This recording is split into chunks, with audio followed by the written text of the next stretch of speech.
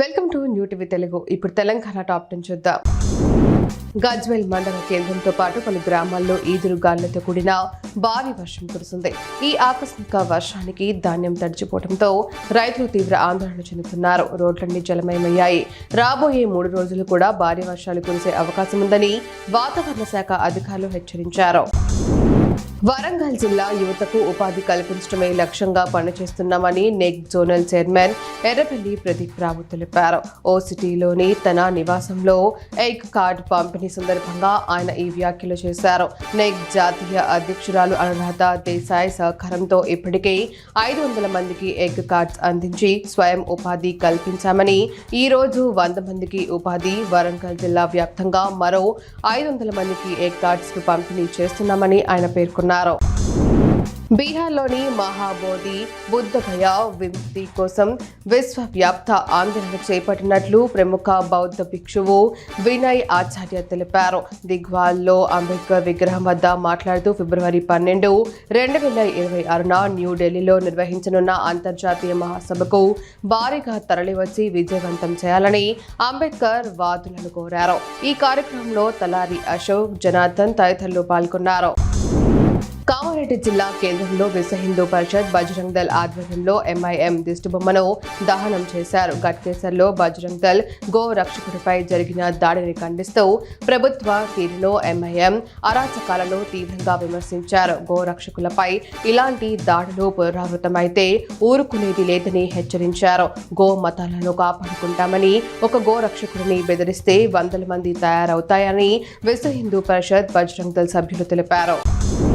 Toopran DSP Narendra Goud మాట్లాడుతూ దేశ సరిహద్దుల్లో సైనికులు రక్షణ బాధ్యత వహిస్తే ప్రజల రక్షణకు పోలీసులు అదే రీతిలో పనిచేస్తారని తెలిపారు. తూప్రాన్ పోలీస్ స్టేషన్లో అమరవీరుల సంస్మరణ వారోత్సవాల సందర్భంగా నిర్వహించిన ఓపెన్ హౌస్ కార్యక్రమంలో విద్యార్థులకు పోలీసులు ఆయుధాలు, చట్టాలపై అవగాహన కల్పించారు. ఈ కార్యక్రమంలో సిఐ రంగకృష్ణ, ఎస్ఐ శివానందం, జ్యోతి పాల్గొన్నారు.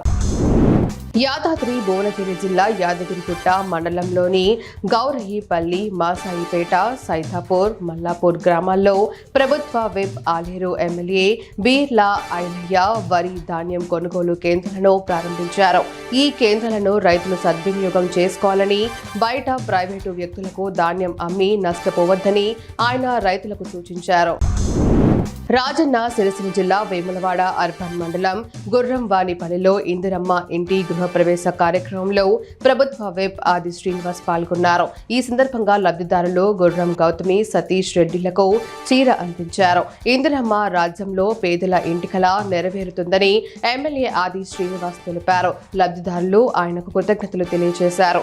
ఈ కార్యక్రమంలో కాంగ్రెస్ నాయకులు కూడా పాల్గొన్నారు.